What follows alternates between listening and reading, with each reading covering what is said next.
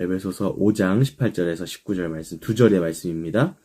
제가 읽어드리겠습니다. 술 취하지 말라. 이는 방탕한 것이니 오직 성령으로 충만함을 받으라. 시와 찬송과 신령한 노래들로 서로 화답하며 너희의 마음으로 주께 노래하며 찬송하며. 아멘. 자, 오늘은 정말로 성령 충만을 원하십니까? 라는 제목으로 하나님 말씀 전하겠습니다. 살인이나 폭행, 음란 등의 심각한 범죄를 저지르는 사람들이 있죠. 그 사람들은 어떤 특유의 악한 성품을 가지고 태어난 사람들입니다. 그래서 이 죄가 다 똑같다고는 하지만 그런 죄들과 일상적인 죄들이 무조건 똑같다 이렇게 말할 수는 없습니다. 그런데 그렇다고 해서 그런 식의 범죄를 저지르지 않는 우리는 선하다는 뜻은 아닙니다. 독특한 악한 성품을 가진 범죄자들이나 평범하게 살아가는 사람이나 마음속에 어떤 생각을 쌓아두고 있는지를 보면 똑같은 악들이 가득가득 쌓여 있습니다. 로마서 8장을 보면 우리의 마음에 생각이 쌓여서 그것들로 차고 넘치면 그 생각에 사로잡혀서 살게 됩니다. 그래서 그 생각이 계속 반복돼서 그 생각하는 대로 뭔가를 행동하게 되고 그 생각하는 방향으로 가서 결국 그 생각으로 열매를 맺게 된다는 거예요. 그래서 생각만 하고 행동을 하지 않았다고 해서 괜찮은 것이 아니라 그 생각 자체를 정화시키고 그 생각 자체를 육의 생각인가 영의 생각인가를 분별해야 되고 그 생각 자체를 육신의 생각이 아니라 영의 생각으로 완전히 우세하게 만들어야 됩니다. 그리고 그렇게 영의 생각에 사로잡혀야 영적인 생각의 열매를 맺을 수가 있는데 그때 맺는 열매가 바로 생명과 평안입니다. 생명은 영적인 생각이 맺는 첫 번째 열매이고 평안은 그 열매를 맺은 그런 사람들의 마음의 상태입니다. 우리의 마음이 육신의 생각으로 가득 쌓여서 이리저리 헤매며 악한 것들을 추구하는 데서 영적인 생각으로 가득 차게 되는 회복이 일어난다면 그보다 복된 일은 없을 겁니다. 그런데 사람이 육신의 생각을 제어하려고 애쓰고 영의 생각을 하려고 노력할 때 두 가지 일이 일어납니다. 첫 번째는 겉으로 조금 달라지는 변화가 있을 겁니다. 육신의 생각을 제어하고 영의 생각을 하려고 노력하니까 겉으로는 조금 달라질 겁니다. 그러니까 변화됐다고 착각하는 겁니다. 사람이 어떤 질병 때문에 몸이 부어올랐다고 했을 때 그 사람이 붓기가 빠지는 것은 좋은 일일 겁니다. 근데 질병의 근원이 해결되지 않으면 이 붓기는 언젠간 다시 올라올 수 있습니다.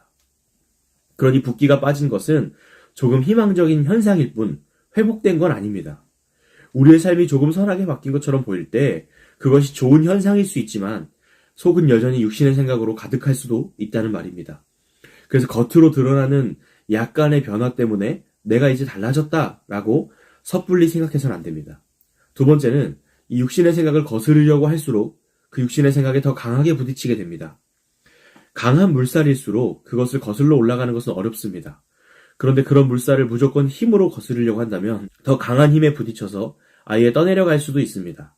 방법은 딱 한 가지인데 물을 막을 수 없습니다. 이 생각이 흘러오는 것은 막을 수가 없는데 그 생각의 방향을 계속 어떤 걸 생각해서 악한 대로 가는 것이 아니라 선한 길, 영적인 일들, 신령한 일들로 그 방향을 틀어주는 겁니다. 그런데 그 일을 위해서 그 전에 해야 될 일이 하나 있다면 엘리사가 이 쓴 물을 달게 하기 위해서 샘의 근원에 소금을 넣은 것처럼 우리 마음의 근원에 은혜라는 것을 넣어야 됩니다.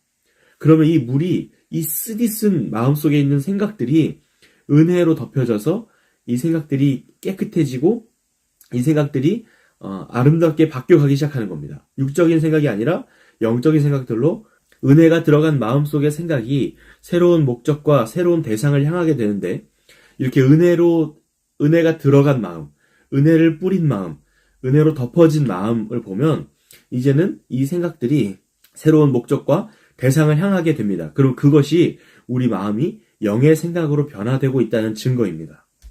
그런 삶의 모습을 성경은 이렇게 명령하고 묘사하는데 그게 바로 오늘 읽은 말씀입니다. 술 취하지 말라. 이는 방탕한 것이니 오직 성령으로 충만함을 받으라. 시와 찬송과 신령한 노래들로 서로 화답하며 너희의 마음으로 주께 노래하며 찬송하며. 술은 우리의 생각을 통제 불능 상태로 만들어 그 속에 죄성이 자유자재로 활동하게 만드는 거예요. 그런데 우리는 술을 특히 요즘에 더 그런데 그냥 문화로 여기고 술을 금지하는 것은 한국 교회의 그냥 좋은 전통 정도로 여기는 경향이 있습니다.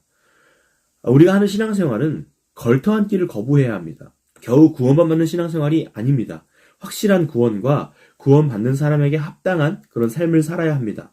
그러니까 수준이 좀 높아져야 되고 그냥 구원만 받고 죄가 아니면 다 되는 것이 아니라 어떻게 하면 더 하나님과 가까워지고 어떻게 하면 더 영적인 생각들로 나의 삶을 가득 채우고 어떻게 하면 더 신령하게 살아갈까를 고민해야 되는데 그냥 항상 커트라인에 맞춰서 그냥 가장 낮은 수준의 영적인 상태로 겨우겨우 구원만 받는 상태로 살아가기를 추구하는 것 같습니다. 성경은 술 대신 성령으로 충만하라고 말씀합니다.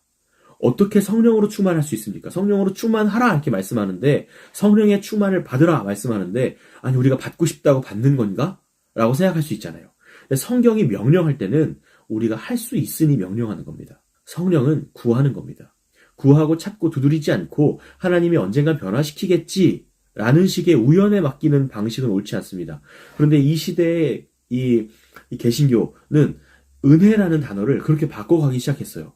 이 복음주의 영역에서 은혜라고 하면 나는 할 수 없지만 주님의 은혜로 이렇게 말하면서 정말 맞는 말이고 우린 할 수 없고 우린 능력이 없습니다. 구원에 관하여서. 그런데 성경은 분명히 또 한편 성령의 충만을 받으라, 구원을 위해서 힘써라, 죄와 피 흘리기까지 싸워라 하면서 명령합니다. 넌 할 수 없으니까 가만히 있어 내가 할게 라고 말씀하시지 않고 싸워라, 구하라, 그것을 추구하라 라고 말씀하시는 거예요. 그러면 우리는 그 말씀대로 추구하면 되는 겁니다. 지금 이 자리에서 우리는 구해야 합니다. 성령 충만하기를. 술 마시면 지옥 가나요? 술 마시는 것이 죄인가요?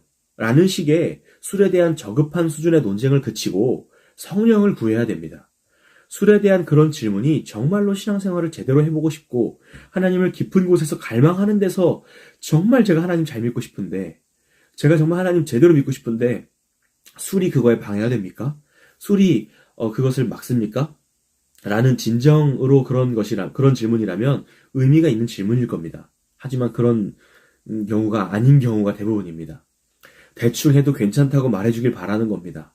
그냥 적당한 선에서 그냥 교회만 열심히 다니면 된다고 말해주기를 바라는 겁니다. 그러니까 자꾸 성경에 술 취하지 말라고 했지 술 마시지 말라고 안 했다 뭐 이런 식으로 자꾸 말장난을 하는 거예요. 근데 술을 지금 마시냐 마시지 않냐 얘기를 하는 것이 아니라 술에 대해서 자꾸 저급한 논쟁을 하지 말고 성령 충만을 추구하라는 이야기를 하고 있는 겁니다. 우리는 성령 충만하기를 구해야 합니다. 여기서 구한다는 건 깊은 간절함으로 추구하는 것을 말합니다.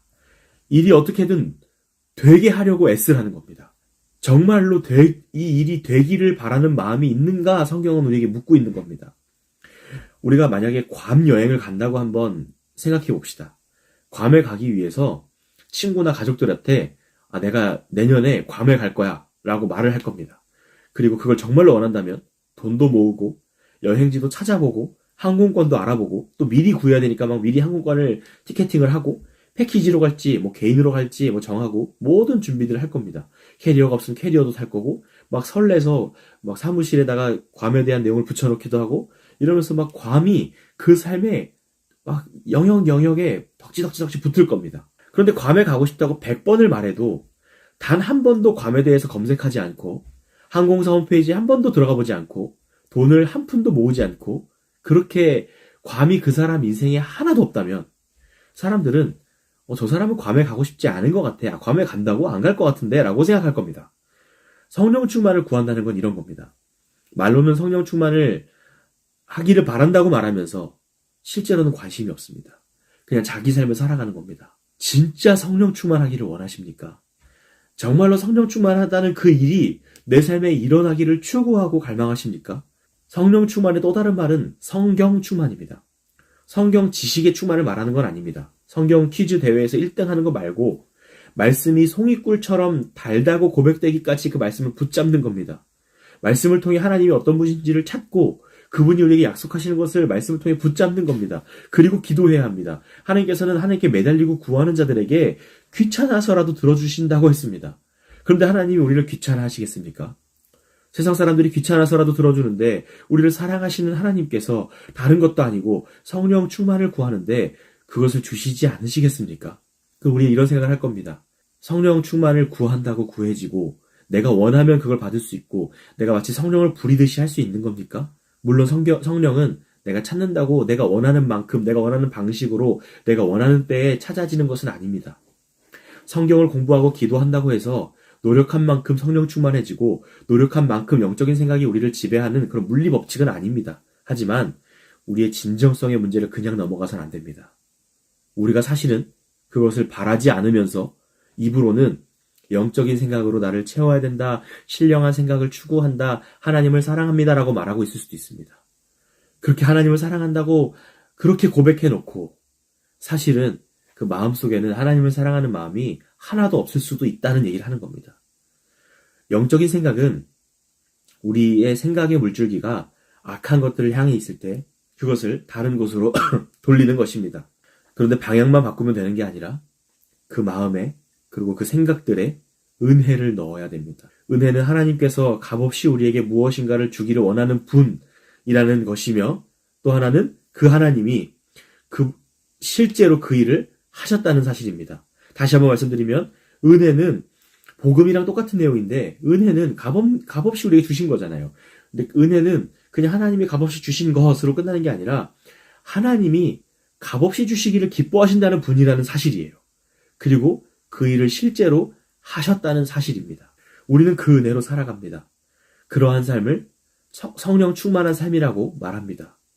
육신의 생각을 따르기를 즐거워하면서 영적인 생각을 해야 한다고 말만 하는 그런 기만적인 삶이 아니라 진정으로 성령 충만을 구하고 그러한 삶을 위해 우리의 삶을 바꾸기를 바랍니다. 그냥 가만히 있으면 되는 게 아니라 우리가 하나님 앞에 하나님을 추구하고 갈망하고 그 영적인 생각들을 끊임없이 매일매일 매순간 붙잡고 그것들을 추구하는 흔적들이 우리의 삶에 있어야 되는 겁니다. 그냥 세상 즐거움에 빠져서 살면서 하나님이 언젠간 해주시겠지, 그게 은혜지라고 말하는 것은 은혜가 아닙니다. 그것은 방종이고 그것은 자기 기만입니다. 성경을 펼쳐서 읽읍시다. 기도의 방을 만들고 기도 시간을 만듭시다. 이 말을 하고 있는 저도 찔립니다. 저도 성경을 펼쳐서 읽어야 되고 저도 기도의 방을 만들어서 기도의 시간을 가질 겁니다. 매일매일 영적인 생각이 우리를 압도하도록 해야 됩니다. 그렇게 진정으로 하나님을 추구할 때 은혜로 산다는 것이 무엇인지를 깨닫고 경험하게 될 겁니다. 은혜는 값싼 은혜가 아니라 예수 그리스도께서 우리를 위하여 십자가에 피 흘려 죽으신 그 은혜입니다. 우리한테는 공짜지만 하나님이 치르신 값은 말로 할 수 없는 겁니다. 그래서 그 값비싼 은혜를 오늘 하루 진정으로 추구하며 정말로 내 마음이 그 하나님의 나라와 그 영원한 하나님의 은혜와 그 복음을 붙잡고 추구하는 삶이 될 수 있기를 예수님의 이름으로 축원합니다.